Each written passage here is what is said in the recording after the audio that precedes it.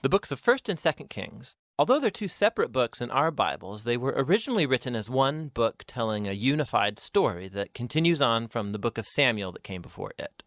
So David has unified the tribes of Israel into a kingdom, and God promised that from his line would come a messianic king who would establish God's kingdom over the nations and fulfill the promises made to Abraham.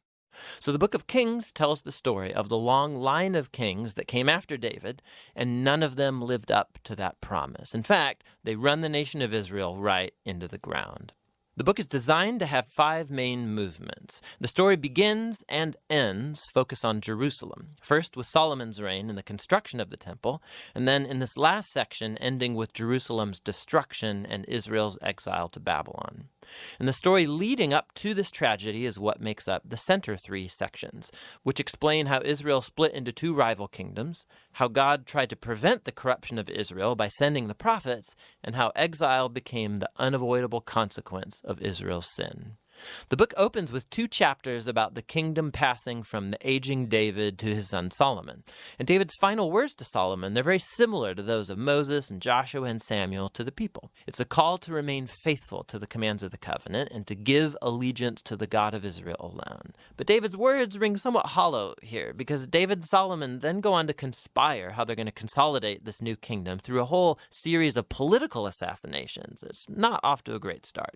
Solomon's brightest moment comes when he asks God for wisdom to lead Israel, and he even completes David's dream to make a temple for the God of Israel. Here the story actually stops and describes the design of this temple in detail, just like the tabernacle design in the Torah. There's all these gold and jewels and depictions of angels and fruit trees. It's all symbolism echoing back to the Garden of Eden. It's the place where heaven and earth meet, where God's presence dwells with his people. But no sooner does Solomon finish the temple that he makes some really horrible choices and the kingdom falls apart. He starts marrying the daughters of other kings, hundreds of them, for political alliances. And then he adopts their gods and introduces the worship of those gods into Israel. Solomon then accumulates huge amounts of wealth. He builds a huge army. He even institutes slave labor for all of his building projects. Now, if you go back to the Torah and look at God's guidelines for Israel's kings in Deuteronomy 17, Solomon is breaking every one. So by the time that he dies, Solomon resembles Pharaoh, the king of Egypt, more than he does his father David. The next section of the book opens with Solomon's son, Rehoboam, acting just like his father. It's a very sad story of greed and lust for power. He tries to increase taxes for slave labor. And under the leadership of Jeroboam, the northern tribes reject this, they rebel and secede, and form their own rival kingdom. And so now in the story, you have the southern kingdom, Judah, centered in Jerusalem with kings from the line of David, and now this new northern kingdom called Israel, whose capital will be Samaria eventually. Jeroboam also goes on to build 2 new temples to compete with Solomon's temple in the south. He puts a golden calf in each one to represent the God of Israel. The connection to Exodus 32 and the golden calf, it's all quite explicit. From this point on, the story goes back and forth from north to south, tracing the fate of both kingdoms. Each one had about 20 successive kings, and as the author introduces each king, he evaluates their reign by a few criteria. Did they worship the God of Israel alone, or did they promote the worship of other gods? Did they deal with idolatry among the people? And did they remain faithful to the covenant like David, or do they become corrupt and unjust? And according to these criteria, the author finds no good kings in northern Israel, 0 for 20. And then in southern Judah, only 8 out of 20 get a positive rating, which connects to another huge purpose in this book, and that's to introduce the role of the prophets, key figures in Israel's history. So in the Bible, prophets were not fortune tellers. Rather, they spoke on behalf of the God of Israel, and they played the role of covenant watchdogs, which means they called out idolatry and injustice among the kings and the people. They were constantly reminding Israel of their calling to be a light to the nations, that they should obey the commands of the Torah, and so the prophets challenged Israel to repent and follow their God. In these center sections for each king, God then raises up prophets to hold them accountable. And the most prominent prophets are the northern ones, Elijah and his disciple Elisha, right here in the center of the book.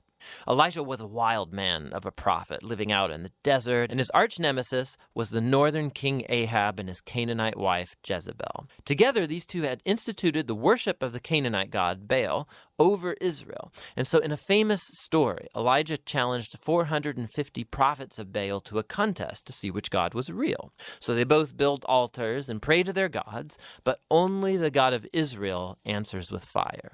After this, Ahab uses his royal power to murder an Israelite farmer and then steal his family's vineyard. And Elijah again confronts Ahab's injustice, and he announces the downfall of his house.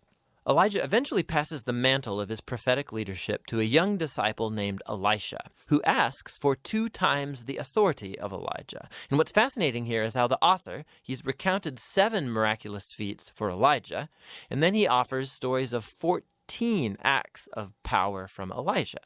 Both prophets were clearly remarkable men, and they played the same role, confronting Israel's kings for idolatry and injustice. And ultimately, they were unsuccessful in turning Israel back from apostasy.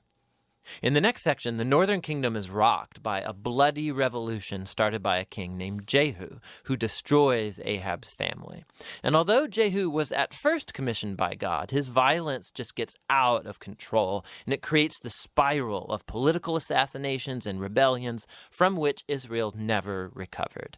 Coup follows coup after Jehu, and each king follows other gods, allows horrible injustice. It all leads up to 2 Kings chapter 17. The big bad empire of Assyria swoops down and takes out the northern kingdom altogether. In the capital city of Samaria, it's conquered, and the Israelites are exiled and scattered throughout the ancient world. Now, chapter 17 is key. The author stops the story and offers this prophetic reflection on what's just happened. He blames the downfall of the northern kingdom on the idolatry and covenant unfaithfulness of Israel and its kings.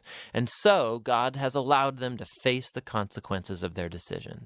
The final movement of the book tells the story of the lone southern kingdom. And here we meet some very heroic kings, like Hezekiah, who trusts God when the armies of Assyria come knocking on Jerusalem's door, or Josiah, who discovers this lost scroll of the Torah in the temple. So he starts reading it, he's convicted, and he institutes religious reforms to remove idolatry and Canaanite influences from the land. But Judah is just too far gone. The king, right in between these two, Manasseh, he's the worst by far. So he not only introduces the worship of idol statues into the Jerusalem temple, he also institutes child sacrifice. And so God sends prophets to say, the time is up. Israel has reached the point of no return. The final chapters tell the story of the Babylonian Empire coming to invade Jerusalem, destroy the temple, and carry the people and the royal line of David off into exile. And so the story ends leaving us wondering, is God done with Israel? Is he done with the line of David? Well, the final paragraph zooms about 40 years forward into the exile, and it tells a very odd story. It's about Jehoiakim, a descendant from David, who would have been king if he was back in Jerusalem. And the king of Babylon releases him from prison and invites him to eat at the royal table for the rest of his life, and the book ends. So it's not much, but it's a story that gives a glimmer of hope that God has not abandoned the line of David. So the question now is, how is God going to fulfill his promises to Abraham, to David? How is he going to bless the nations and bring the Messianic kingdom? And to answer those questions, you have to read on into the wisdom and the prophetic books. But for now, that's the book of Kings.